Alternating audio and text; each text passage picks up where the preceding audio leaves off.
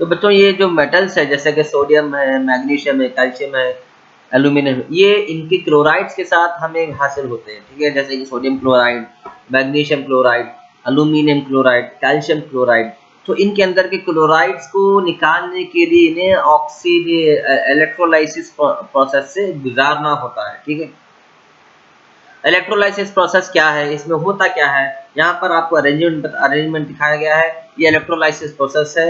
ये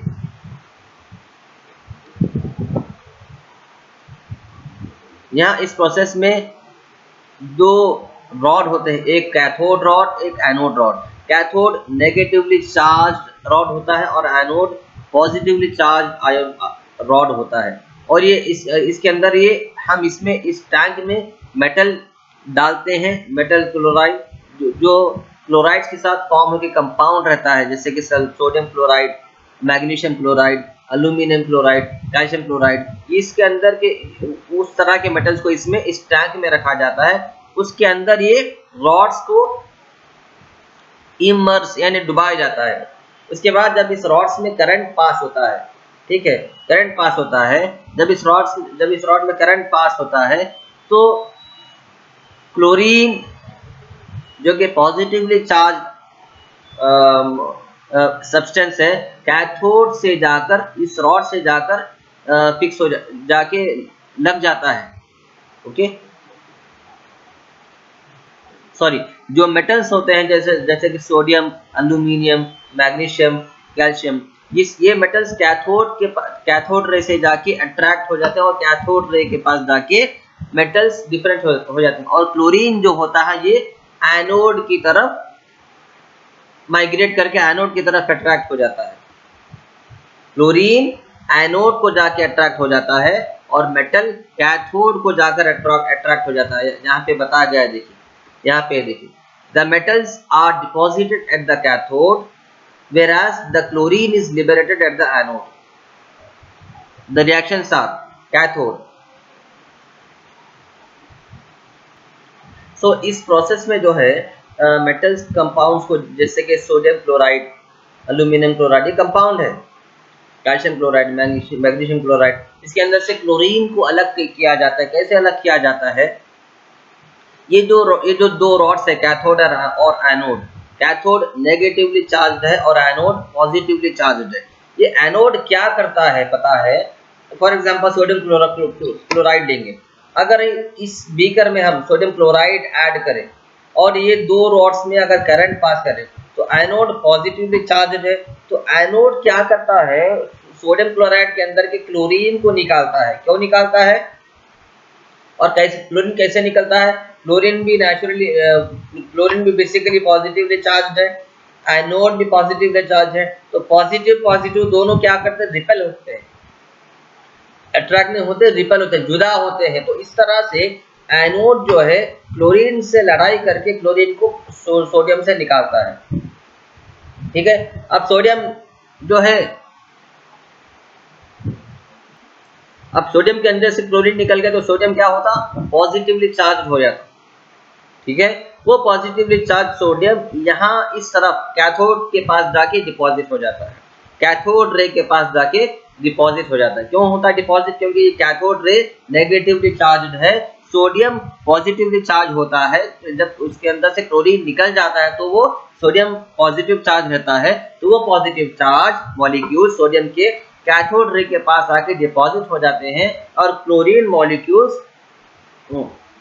sodium chloride में से निकल जाते हैं। किस वजह से निकलते हैं? एनोड के पॉजिटिव नेचर की वजह से। तो इस तरह इलेक्ट्रोलाइसिस के थ्रू हम सोडियम को क्लोरीन से अलग कर सकते हैं, सोडियम क्लोराइड में से सोडियम और क्लोरीन अलग कर सकते हैं, मैग्नीशियम क्लोराइड में से मैग्नीशियम और क्लोरीन अलग कर सकते हैं, कैल्शियम क्लोराइड में से कैल्शियम और क्लोरीन अलग कर सकते हैं, एल्यूमिनियम क्लोराइड में से एल्यूमिनियम और क्लोरीन अलग कर सकते हैं। इसके बाद देखते हैं refining of metals. Refining of metals भी कुछ इस तरह ही होता है। जो मेटल्स हमने लास्ट जो इक्वेशंस पढ़े थे, जैसे कि ये oxidation equations, reduction reactions, oxidation reactions, roasting process, calcination process, इससे जो हमें प्योर मेटल मिला था, इसमें ये मेटल जिंक, कॉपर वगैरह, तो ये भी जो है अभी भी कंप्लीटली 100% प्योर नहीं होता, ठीक है। The metals produced by various deduction process described above are not completely pure, ठीक है।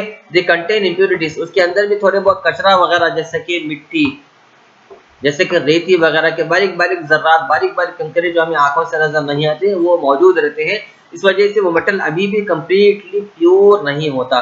तो उस तो थोड़ा सा इम्प्योर मेटल को कंप्लीटली प्योर करने के लिए इलेक्ट्रोलाइटिक रिफाइनिंग इस्तेमाल की जाती है। इलेक्ट्रोलाइटिक रिफाइनिंग सेम प्रोसेस है। यहाँ पे देखिए कॉपर को कॉपर जो हमें मेटल मिला था उसके अंदर भी इम्प्योरिटीज है, ठीक है। वो इम्प्योरिटीज को अलग करने के लिए, उसके अंदर के इम्प्योरिटीज को अलग करने के लिए हम इलेक्ट्रोलाइसिस प्रोसेस यूज करते हैं। जब सोल्यूशन, जब मिक्सचर यहाँ पे डाला जाता है, ठीक है, मेटल मिक्सचर, ठीक है, ये मिक्सचर जो पहले हमें रिडक्शन और ऑक्सीडेशन इक्वेशन से मिला था, जो कंप्लीट जो 90% तो प्योर था लेकिन 10% प्योर था, वो 10% इम्प्योरिटी क्या है, ये है 10% इम्प्योरिटी मड की शक्ल में। तो वो जो 90% प्योर मेटल हमें मिला था, उस मेटल को हम इसमें डालेंगे टैंक में। ये दो टैंक में जो कैथोड और एनोड रेस जब पास कर, एनोड रेस इमर्स करके जब उनमें करंट पास करते हैं, तो ये जो मड है ये तो बैड कंडक्टर्स है।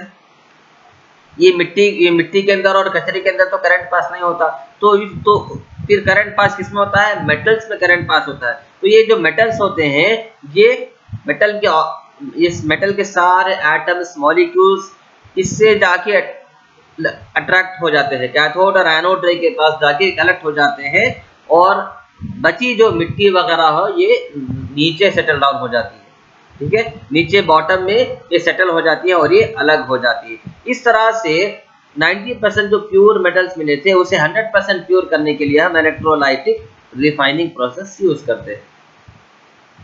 Next very important topic is corrosion. You have learned the following. We have learned the following about corrosion in chapter 1. In first chapter में corrosion के बारे में हमने पढ़ा था कि आयरन को corrosion यानी एक्चुअली क्या है, जंग जिसे कहते हैं, जंग, लोहे को जंग लगता है ना, उस जंग को हम इंग्लिश में corrosion कहते हैं।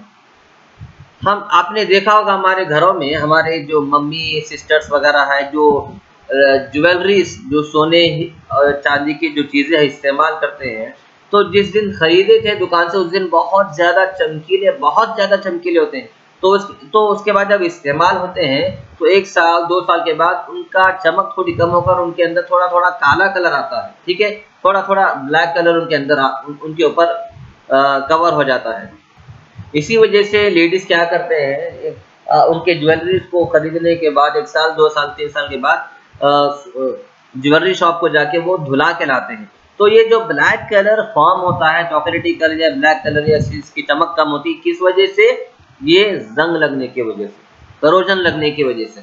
Silver articles become black after some time when exposed to air, ठीक है, जब उसे इस्तेमाल, जब चांदी के जेवर जब इस्तेमाल करते हैं तो बहुत कुछ अरसे के बाद वो काले पड़ने लग जाते हैं। तो ये कालापन क्यों है, ये रोस्टिंग की वजह से, सॉरी ये करोजन की वजह से। This is because it reacts with sulphur in the air to form a coating to of silver sulphide. ये क्यों होता है, इस वजह से होता है कि एटमॉस्फेयर में जो हवा होती है, उस हवा के अंदर का जो सल्फर है, वो सल्फर ये चांदी की तरफ रिएक्ट होता है, अट्रैक्ट होता है, और एक रिएक्शन फॉर्म होता है। वो रिएक्शन क्या होता है, रिएक्शन फॉर्म होने के बाद क्या बनता है, सिल्वर सल्फाइड। वो जो परत ऊपर बनती है चांदी के जेवरों के ऊपर, जो ब्लैक कलर की परत बनती है, वो एक्चुअली क्या होता है, सिल्वर सल्फाइड होता है, जिसे हम जंग कहते हैं। सिल्वर चांदी के हम बहुत से जेंट्स लोग उंगलियों में अंगूठियां पहनते हैं, और बहुत से लेडीज पैर में पायल पहनते हैं। तो कुछ अरसे के बाद वो काले पड़ने लगते हैं। क्यों काले पड़ने लगते हैं, किस वजह से, क्योंकि हवा के अंदर का जो सल्फर है वो सिल्वर से अट्रैक्ट होकर, रिएक्ट होकर सिल्वर सल्फाइड बन जाता है। वही सिल्वर सल्फाइड हमें काले काले रंग की शक्ल में नजर आता है, जिसे हम एक्चुअली जंग कहते हैं, करोजन कहते हैं। Copper reacts with moist carbon dioxide in the air and slowly loses its shiny brown surface. Copper भी जो है कार्बन डाइऑक्साइड से मिलकर अपनी चमक खोने लगता है, इसीलिए भी करोजन कहते हैं इसे भी।